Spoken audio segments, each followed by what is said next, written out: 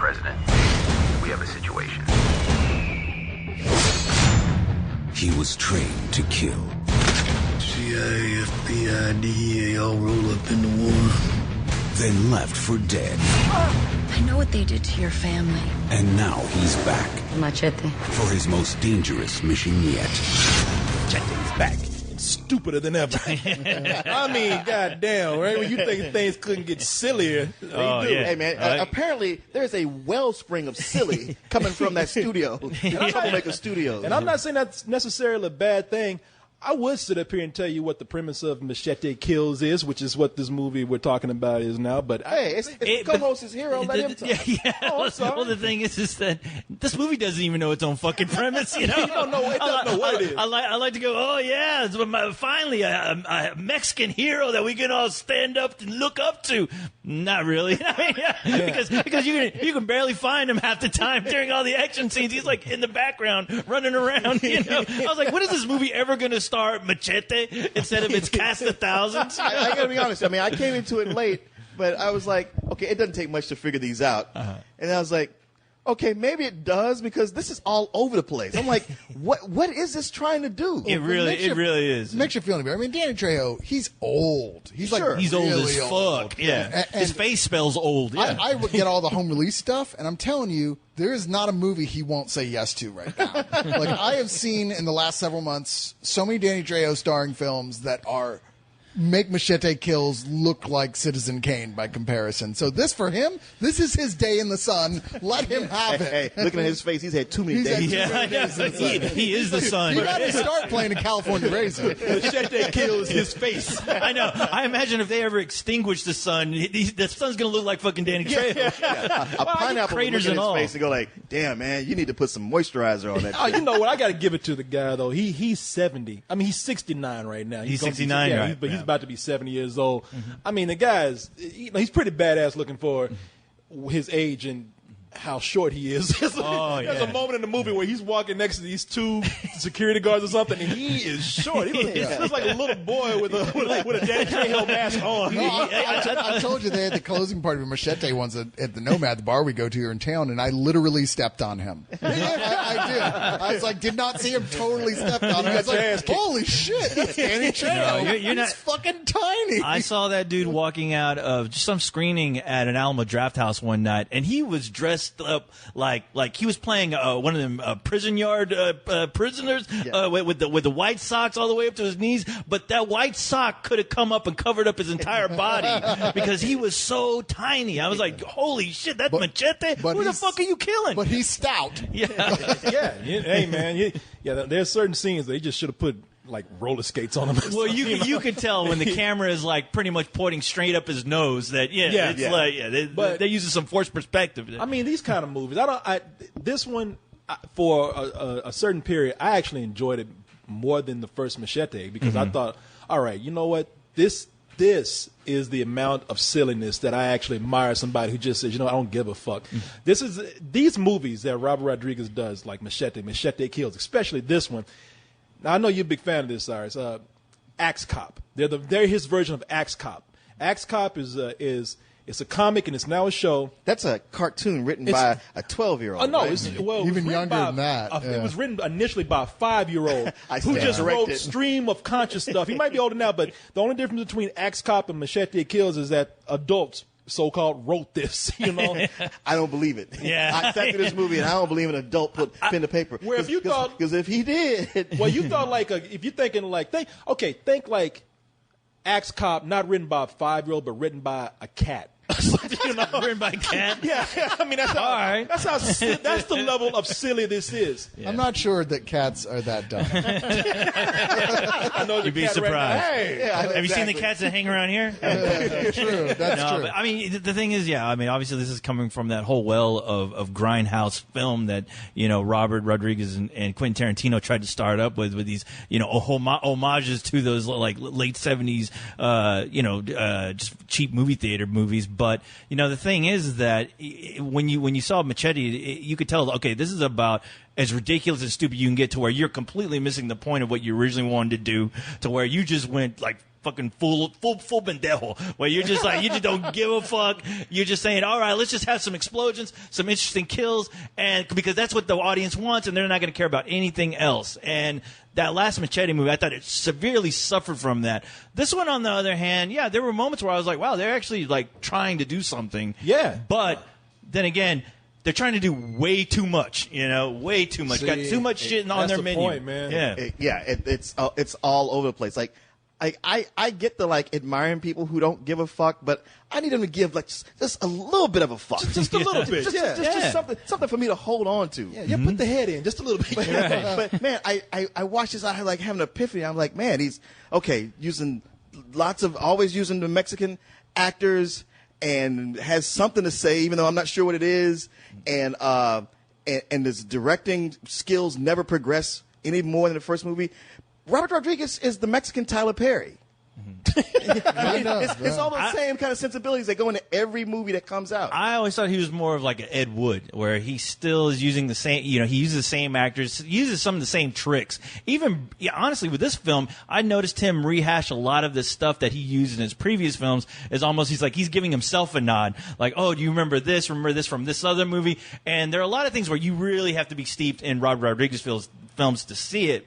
But, the thing with this, though, is that it's still really not really delivering on the potential that they could have for an interesting franchise with an interesting character.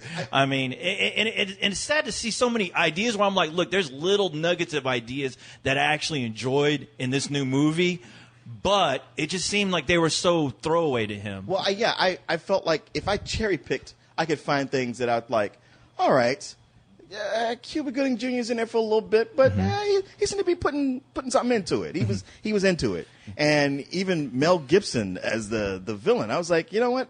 I actually think he's got terrible lines, but he's actually delivering them well. Like he's invested in this. Yeah, if they were delivered by anyone else, I mean, we would just think that it's just terrible. But then I could pick out those two little things, and even Demian Beecher at times. I was like, all right, I guess I'm kind of liking him. But then I go like, okay, you stuck Lady Gaga in here just because she agreed to show up for a day and wrote this whole plot around just having revolving celebrities just for the stunt of it. And every time Sofia Vergara showed up, I was just like, I think I want to leave right now. As you know, every jerk of lowlife from this side of Rio Grande is going to pile through that door as soon as the sun comes down. So get them off and get them out. And ladies, every Steve Pecker in my parlor pays to play. No freebies. Those are house rules. Because I'm on during the first. Oh, another positive thing. Yeah. Michelle Rodriguez's fake tits. They were awesome. Are they fake? Yeah. Are you sure? They weren't moving. Well, that's because they were strapped in by a real tight. They strapped the shit out of that bra. I'm taking me the way they go. I'm just saying. There would be some movement, or there would never be times when they looked like perfect zeros. I'm just saying, you act like you got some inside information. I want to know how you know this. He wouldn't. She goes for the chicks. Didn't you hear? She came out. Sorry, if you're going to talk about Hollywood, she came out.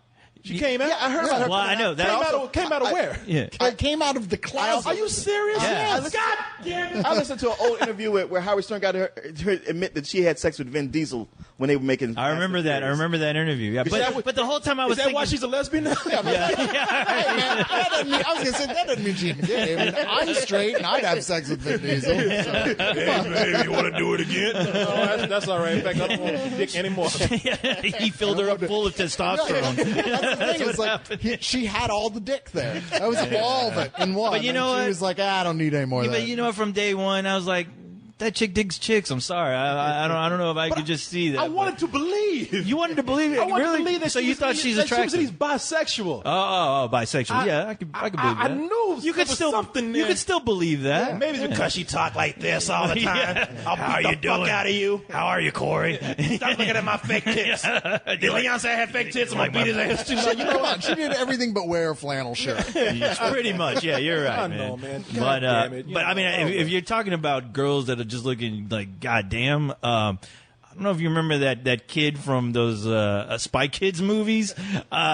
Jesus Christ, Robert, what the hell? I thought that girl was like the equivalent of your daughter. I'm talking about Alexa Vega. Oh, no, to man. where she was like in fucking a bra and panties, and you saw her ass and her tits were pouring out every scene she was in. That shit is wrong for Robert Rodriguez. I know. To do that. I was like, that damn. feels like a daughter to me. I mean, not my daughter. Not my kid. Nothing hotter than fucking some other guy's daughter. Jesus Christ! Like, what were they feeding that girl on Spy Kids sets, man? I mean, You don't want the answer to that. I mean, she went from like a little girl to a woman over fucking woman. fucking night, Yeah, man. no shit. I'm pretty sure those Spy Kids movies were made 15 years Yeah, ago. I was going to say, no, the answer is you old. Still though, yeah. We keep revisiting those movies because they're so good. But not too old.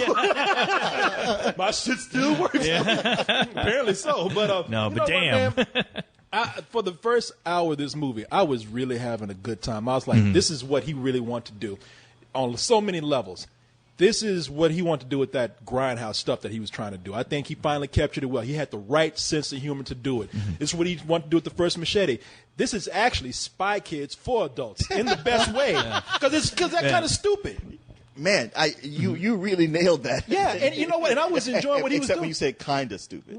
Well, listen, I was really having fun with just how loose it was being. I said, man, this. I don't know if I made this comparison before, but I said this is Robert Rodriguez playing with fucking action figures, man. You know, this he did what I used to do with action figures. I used to kill every fucking action figure I had. I would draw and quarter them. I would dismember them.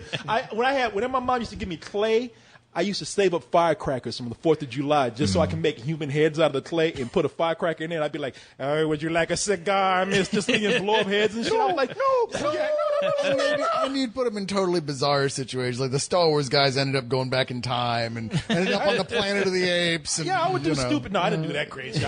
My shit was destroyed before I got that far, you know. But I was like, I can relate to this. This is the guy. This is what I see now when they say he is having fun. It doesn't really have to make too much sense. And there were points where you and I were just laughing, man. There were just points where people were dying, but in the goofiest way because they have a stupid scream, like a person would fly into a propeller. Yeah. Machete! You know, There's a scene where somebody falls into a boat and it looks like some shit straight out of a Benny Hill TV show where, you know, it's ridiculous and it's cheap looking as hell, but yet it worked. It was effective. And it's a cartoon, man. It really is. It's a straight up cartoon. I like that. Yeah, and I mean, I'm right there with you. That first half was a lot of fun. It's like, okay, you know, there's a lot of even the performances, and that's one thing I honestly would like to praise.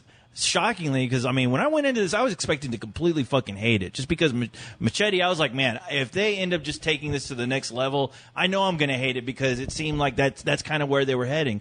But with this, though, the performances, at least with all the cameos, and even like Charlie Sheen, Mel Gibson, and the guy who is the Mendez character, Demian, that guy, they were having a lot of fun, and it really went into their characters, how much fun they were having. It wasn't another situation where I was like, well, you know what? These guys are having more fun filming this than I am watching it. But you guys keep saying, I really like the first half. Well, you know what? And he makes a good point because either everybody's having fun because I can see why he got the names that he got in this movie because these people just do kind of walk-ons. And for a while, they're fun. And that guy, Damien Bashir, I didn't even recognize him at first. He was in that movie. What's that movie about the Mexican truck? A Better Life. Mm-hmm. Yeah, I was like, that. He was such a different character in that film. I can see how this guy is such a talented actor. But where it went wrong for me is after an hour, Mel Gibson steps in. And Mel Gibson's character is in that movie. And one thing you got to keep in mind, something that you didn't catch. This is something that really set up the tone well for me and then took it to a bad place. The beginning of the movie opens up with the trailer for Machete Kills in space, and I'm thinking, okay, that's fun. Wait, they have the trailer for the third movie at the beginning? Yeah, but we don't. He's going to work on it. He's already set that up. It's not produced yet. It's not in production, but he's going to do it. But the beginning of the movie has that Machete Kills in space. Really cool grindhouse credits. When Mel Gibson comes in, the reason why the second half of that movie goes wrong is because, first of all, it makes no fucking sense. And you just get numb to the absurdity and the stupidity and the silliness because you've seen it all so fast-paced. At this point, it's like, man, he should stop right here. But regardless of whether it's making sense or not, they are trying hard to have an excuse to set up for that third Machete Kills in space. To send him to space. To fucking send him to space. And it's like, man, this is really just, you're wasting my time here really trying to make that movie right Well, now. that second half also starts to suffer from it just feeling aimless, because it seems like he's on 20 missions in the first hour. So things are happening, but the second part becomes so aimless that when you have characters just giving nothing but exposition throughout the whole time, I'm like, why am I feeling like Oh, my it's God. been a while since I saw anyone like get killed or anybody being chased? Every It's like, fucking character has a flashback that they stop and have a explain. flashback. Yeah, that whole second half was nothing but that, and I was like, really, because I was like, okay, now I'm starting to feel the weight of this thing starting to collapse. I was like, okay, you're throwing too much, and I'm starting to feel it. But as far as Mel Gibson is concerned, though, I really did enjoy him. Yet there was moments where I was like, God, I wish they would have used him in the first half of this film, because I thought he was at least delivering. He was honestly like, I thought he was really acting. Out of everyone, Yeah, he was really treating this material like this is some real deep shit here that I'm saying.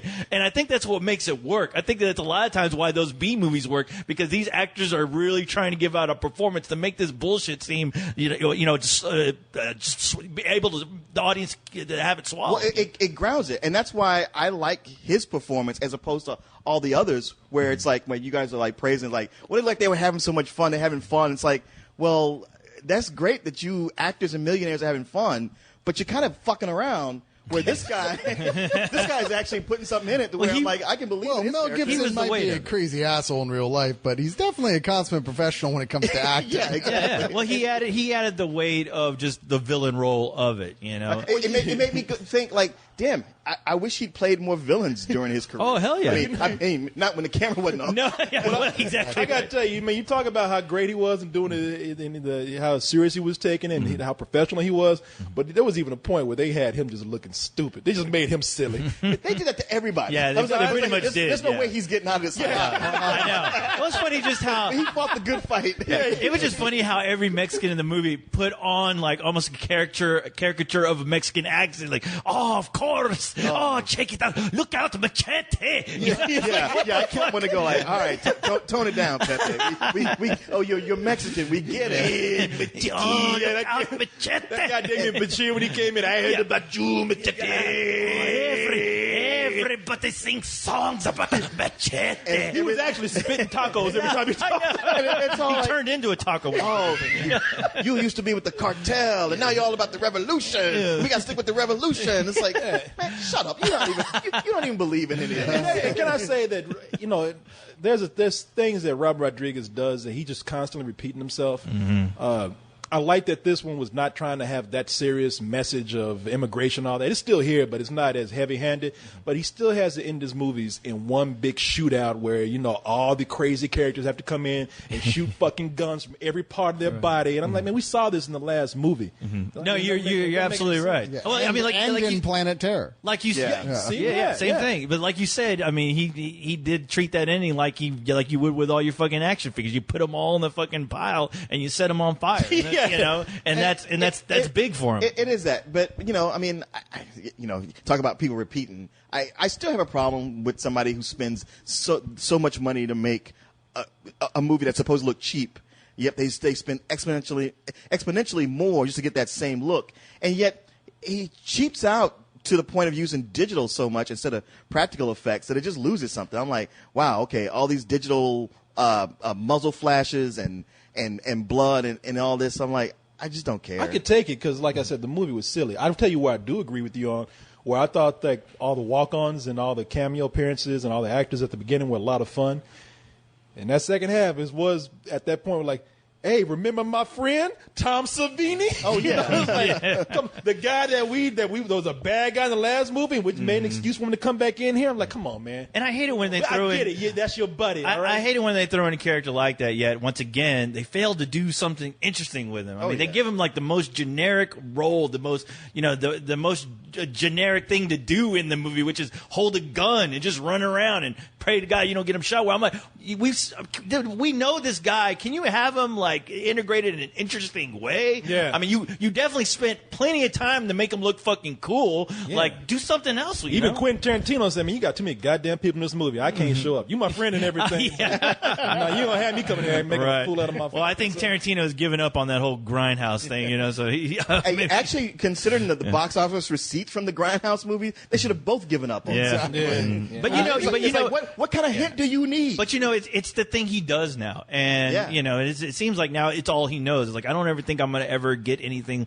like El Mariachi ever again from that guy, and that's unfortunate. For a while, For a while, I was thinking this is somewhat the sequel to El Mariachi that I wanted to see, but like I said, man, I don't know, man.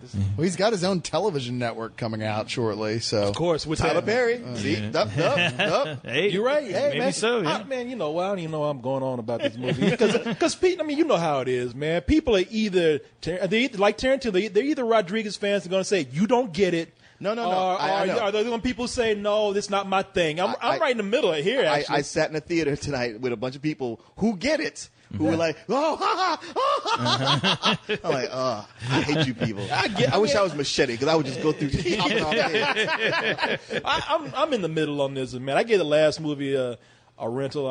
And this one comes out to about the same. I mean, I actually enjoyed this better than the first one, so it's just marginally more of a rental than the last film. There's a temptation to give this movie a better than it deserves rating, just because we were expecting it to be much worse. Yeah, we were. Oh yeah, we definitely were. And to say like, okay, well, it's somewhat better than the last one. Kind of, but probably if you did a side by side comparison, not really.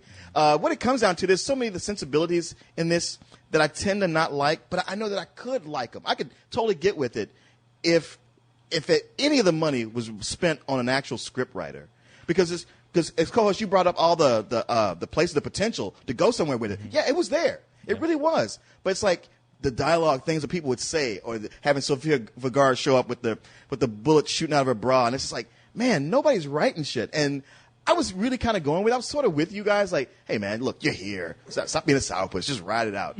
But when you get to things like Amber Heard and Michelle Rodriguez having their showdown with each other, and the one-liners they throw back and forth to each other, it was too much. I was like, wow, this is like almost having a pun war. And it's like all it takes is somebody saying like, hey, man, let's actually try to write something good. I know these are based on movies that weren't written good, but we can write something good. We can actually write something funny and make it even better. It's like, nah, let's just keep filming. So I don't know. This is kind of like a high some old bullshit to me. High some old bullshit. Wow. Well, I mean, I can't say anything to that because I know there's going to be a lot of people on. I'm with you, Corey. I'm definitely right there in the middle, where as much as I was really trying to sit there and be pissed off that they made another Machete movie.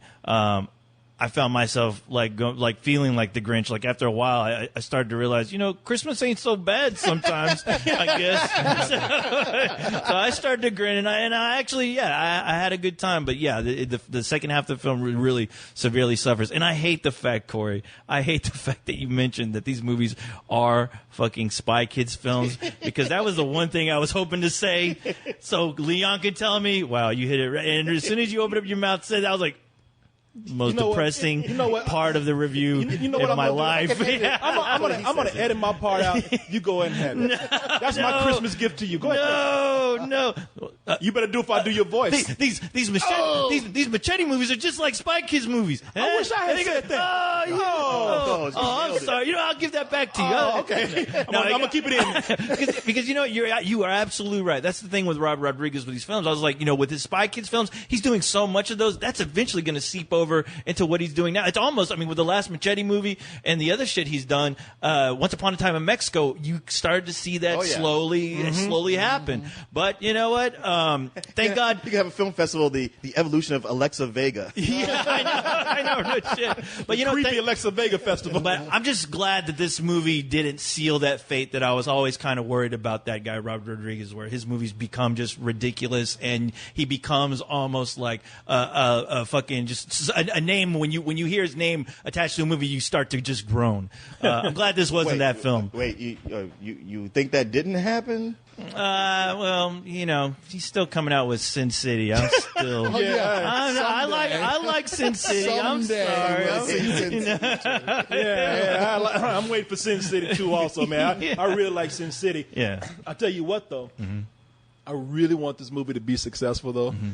Because I want everybody to stop Leon on the street saying, "Hey, Cuba Gooding Jr." I know, no shit, man. Yeah, I don't know if people heard it, but you're real quick. You just got to tell people what happened to you at Fantastic Fest. At Fantastic Fest, they premiered Machete 2, and I didn't see it, but I was walking around, and a guy who's in line for something else was like, "Hey, I just saw you in there," and I was like, "Oh no, I was just checking to see my movies." No, Machete, you were there, you were in it, the chameleon. And I was like, "What are you?" Oh, you mean Cuba Gooding Jr.? Man, Yeah, I'm not him though. Yeah, man. Yeah, you are. You don't look that much like Cuba Gooding Jr. But the guy would not take my word for it. He ended up just thinking Cuba Gooding Jr. was an asshole who didn't want to sign an autograph. And then when the scene happened, and you see Cuba on screen, I'm like, don't look. And then you see Cuba put on a hat. You're like, Leon, that's Leon. I know. And I like the way when Leon was walking away from that dude was like, "Yeah, walk away, Cuba. I know who you really are, Cuba, asshole." Yeah, Cuba went home to find one last person on his on his Facebook page. Radio sucks. You've seen my face. Muy bien indeed. I smell fish taco.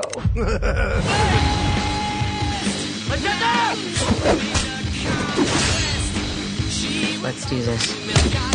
You can't beat me. Because I know your every move. Nobody knows Machete. Machete Kills.